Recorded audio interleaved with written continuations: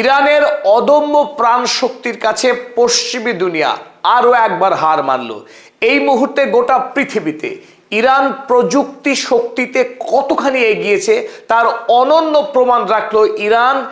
8 তারিখে ইরান জুড়ে যে সমস্ত ব্রিজ রেল লাইন ধ্বংস করেছিল ইসরায়েল এবং আমেরিকা, সেই সমস্ত রেল লাইনকে রূপকথার গল্পের মতো 40 ঘন্টারও কম সময়ের মধ্যে মেরামত করে ইরান আরো এক বিশ্ব রেকর্ড স্থাপন করলো। ইরানের যে কি অসম্ভব প্রাণ শক্তি রয়েছে, ইরানের মানুষের দেশের প্রতি ভালোবাসা এবং দেশকে পুনর্নির্মাণ করার তাদের যে দৃঢ় প্রতিজ্ঞা, সেই প্রতিজ্ঞার কাছে আমেরিকা এবং ইসরায়েলের নৃশংস হামলাও হার মেনে গেল।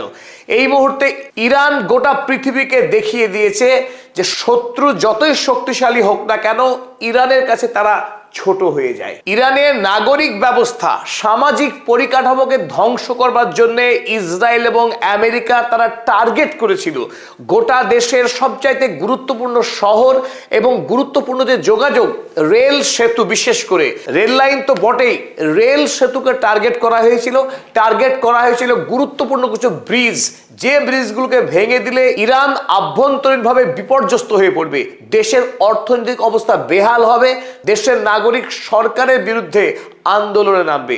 তাকে সামনে রেখেই বিশেষ করে 8ই এপ্রিল ভয়ঙ্কর ভাবে হামলা চালিয়েছিল তেহরান সহ কোম, জানজান, মাশহাদ, ইস্পাহান, চাহারবাগের মতো গুরুত্বপূর্ণ শহরগুলি।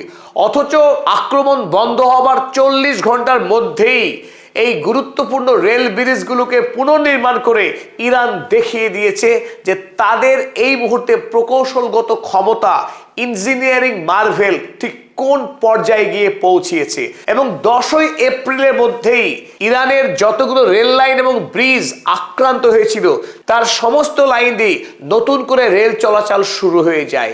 সত্যি এটা রূপকথার ফিনিক্স পাখিকেও হার মানায় ইরান। আপনারা ছবিতে দেখছেন এটা জানজানের খিলান ব্রিজ। আগেকার সময়ে রেলের যত সেতু তৈরি হয়েছে সমস্ত সেতু এই খিলান পদ্ধতিতে তৈরি হতো। আর এই ব্রিজে হামলা চালাবার পর মুহূর্তের মধ্যে রিকনস্ট্রাকশন টিম এসে যায় এবং তারা এই পুনর্নির্মাণের কাজ শুরু করে। এই বিস্তীর্ণ অংশে বোমার আঘাতে এই ব্রিজের গোটা অংশটা ধ্বংস হয়ে গেছিল। আর তারপর আপনারা ছবি দেখুন, ঠিক 40 ঘন্টার মধ্যেই নতুন করে এই রেল লাইন মেরামত করে ফেলে এবং যার উপর দিয়ে আনুষ্ঠানিকভাবে রেল চলাচল শুরু হয়ে যায়। এখন প্রশ্ন হলো, এত দক্ষতার সাথে এত অল্প সময়ের মধ্যে ইরান এই অলৌকিক জাদু কিভাবে সম্পন্ন করলো? বর্তমান সময়ে নির্মাণ প্রযুক্তির বিষয়ে আমরা দেখেছি দুবাই শহরে, আবুধাবিতে, জেদ্দাতে, কিন্তু ইরান তাদের থেকে কোনো অংশেই পিছিয়ে নেই। তার একটা ঝটিকা প্রমাণ পাওয়া গেল এই রেল লাইন পুনর্নির্মাণের কাজে। এই প্রত্যেকটি ব্লক আগে থেকে নির্মাণ করে রেখেছিল ইরান, কারণ আমেরিকা হুমকি দিয়েছিল ব্রিজ হামলা করতে পারে। সুতরাং যেই মাত্র আক্রমণ হয়েছে মুহূর্তের মধ্যে পুনর্গঠন টিম পাঠিয়ে এই ব্লক বসিয়ে দ্রুততার সঙ্গে রেল লাইনকে স্বাভাবিক করে দিয়েছে, যাতে দেশের নাগরিক যেন কোনো ধরনের সমস্যার সম্মুখীন না হয়, দেশের যোগাযোগ, ব্যবসা বাণিজ্যের কোনো প্রকার ক্ষতি না হয়।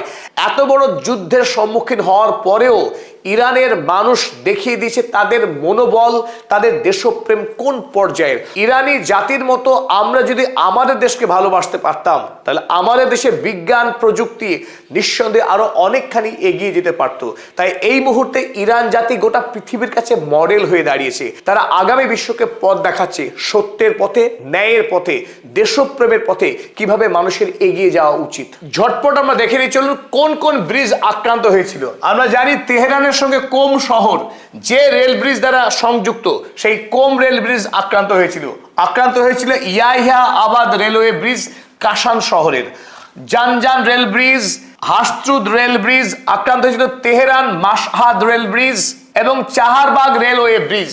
এই 6টা গুরুত্বপূর্ণ রেল ব্রিজ এবং রেল লাইন মারাত্মকভাবে বিধ্বস্ত হয়েছিল ইসরায়েলি আমেরিকার এই যৌথ আক্রমণে।